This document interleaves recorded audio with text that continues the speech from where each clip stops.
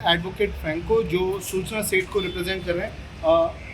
Franco जी, ये बताइए कि आज कोर्ट में क्या हुआ? सूचना सेठ को कस्टडी के लिए प्रोड्यूस किया गया था, कोर्ट में क्या कस्टडी एक्सटेंड की? हाँ, उसकी कस्टडी एक्सटेंड 5 दिन के लिए एक्सटेंड करेगा। इनिशियली उसको 6 दिन दिया था, अभी पुलिस ने एक्चुअली 8 दिन सॉर्ट किया था, मगर अभी 5 दिन उसको दिया पुलिस कस्टडी। और कोर्ट में पुलिस ने क्या कहा कि उन्हें क्यों ज़्यादा कस्टडी चाहिए, एक्सटेंड क्यों कर रहे हैं कस्टडी? बेसिकली उन्होंने बोला कि उन्होंने बहुत पंचनामा भी किया है, उनको बहुत टाइम गया है वो, तो उनको इंटरोगेशन के लिए और टाइम कितना है। मर्डर वेपन के बारे में कुछ पुलिस ने बताया कोर्ट को? नहीं। ये थे एडवोकेट फ्रैंको जो कि सूचना सेठ को रिप्रेजेंट कर रहे हैं गोवा के चिल्ड्रंस कोर्ट में। सूचना सेठ की कस्टडी 5 दिन की बढ़ाई जा चुकी है, 19 जनवरी तक उन्हें कस्टडी दी गई है।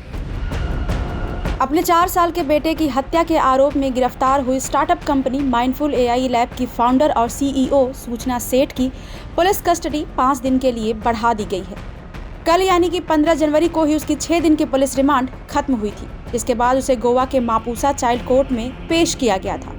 कोर्ट में जज के सामने गोवा पुलिस ने आरोप लगाया कि हत्या आरोपी मां जांच में सहयोग नहीं कर रही है। सूचना ने जो अपराध किया है उसका मकसद भी अभी तक पता नहीं चल पाया है। इसके साथ ही उसके पति वेंकट रमन के बयान के साथ उसका सामना कराने की जरूरत है।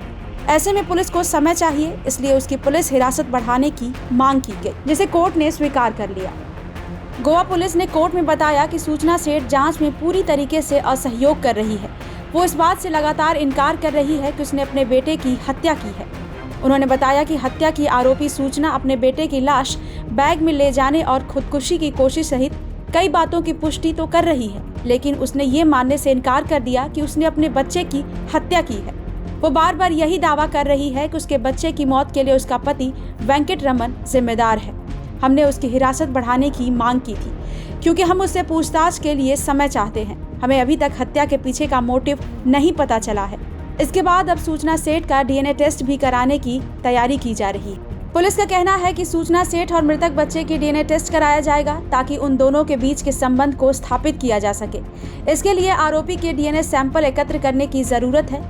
पुलिस अधिकारी ने कहा कि सूचना सेठ के पति वेंकट रमन के बयान की रिकॉर्डिंग पूरी हो गई है। जांच अधिकारी उनके साथ इस बयान की दोबारा जांच करना चाहते हैं। आपको बता दें कि इससे पहले कलंगूट पुलिस स्टेशन में सूचना और वेंकट रमन का आमना सामना कराया गया था।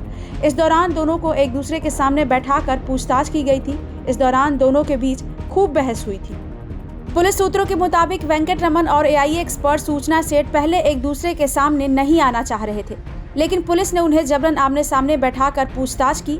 इस दौरान वेंकट रमन बार बार सूचना को उनके बेटे का कातिल बोलते रहे, लेकिन उसने हर बार इस आरोप से इनकार किया। इतना ही नहीं, इस घटना के लिए पति को ही जिम्मेदार ठहरा दिया।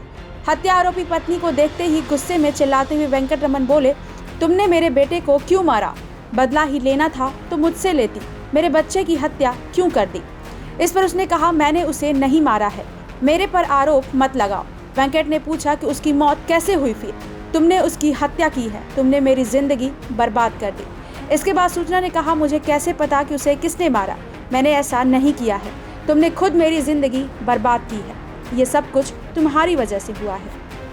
वजह कुछ भी हो, लेकिन शायद ऐसा पहली बार हुआ है कि माँ की ममता पर नफरत ने इस कदर जीत दर्ज की है और उस जीत का इस माँ को जरा भी पछतावा नहीं है। फिलहाल पुलिस डीएनए जांच का सहारा ले रही है ताकि वो साबित कर सके कि सूचना सेठ ने ही अपने बच्चे का मर्डर किया है। ब्यूरो रिपोर्ट, क्राइम तक।